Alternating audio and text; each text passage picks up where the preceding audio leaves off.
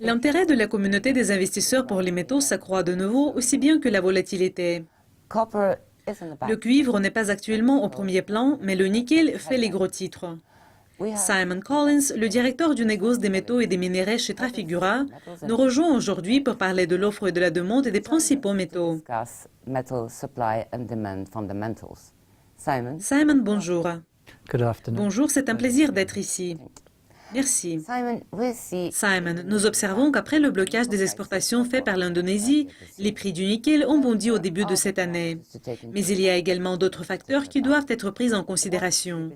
Quelles sont les perspectives pour le nickel d'après vous? Le blocage des exportations fait par l'Indonésie en janvier est devenu un catalyseur pour la hausse des prix du nickel, mais les gens prêtent également l'attention à d'autres facteurs pour voir des signes de la hausse des prix.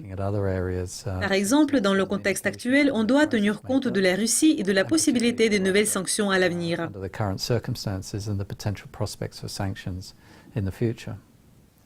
Donc, vous croyez qu'il pourrait y avoir une pénurie et les prix allont augmenter même plus? Je pense que même dans le scénario actuel, il faut s'attendre à une pénurie de nickel en 2015-2016.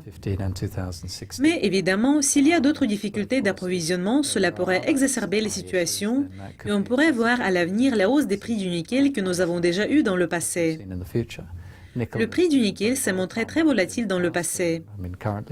Il est actuellement au niveau de 18-19 000 $ par tonne. Il y a 3 ou 4 ans, il était au niveau de 50 000 $ par tonne. Donc, il y a peu de monde qui prévoit que le nickel pourrait augmenter de 20 à 25% en 2015 et même plus haut.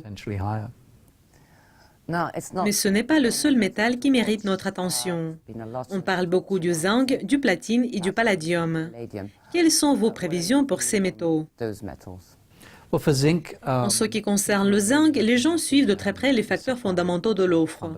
Nous observons déjà que les stocks de zinc métal commencent à diminuer, comme les prix du zinc ont reculé, jusqu'à ou même au-dessous du coût de production.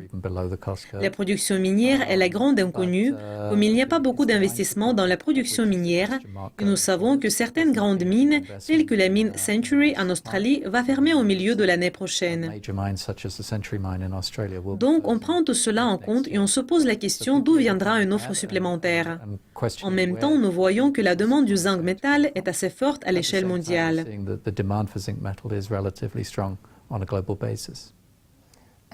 Et quant au platine et au palladium? Le platine et le palladium pourraient aussi sentir l'effet de la situation en Russie, qui est un producteur majeur du palladium aussi bien que du platine. Nous avons vu également une rupture d'approvisionnement dans le domaine du platine à cause des problèmes dans le secteur industriel en Afrique du Sud. Donc, c'est une des raisons pourquoi les prix ont augmenté. Il faut prendre en compte également un environnement du taux d'intérêt très bas qu'on observe aujourd'hui, et la communauté des investisseurs se concentre un peu plus sur les métaux précieux.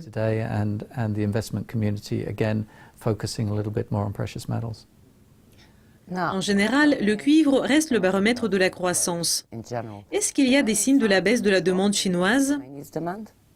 Pour le moment, il n'y en a pas. La plupart des analystes ont prévu une surproduction de cuivre cette année, essentiellement dans la seconde moitié de l'année. Et cette année, nous avons vu que les stocks sont en baisse à Shanghai, aussi bien que sur le London Metal Exchange. Donc, on va suivre de très près les mois prochains pour comprendre si les stocks vont augmenter ou pas. Évidemment, le cuivre, comme vous l'avez mentionné, est le baromètre de la croissance mondiale. Donc, cela impliquerait que la demande sous-jacente est très forte. Simon, merci beaucoup de votre présence aujourd'hui. Merci.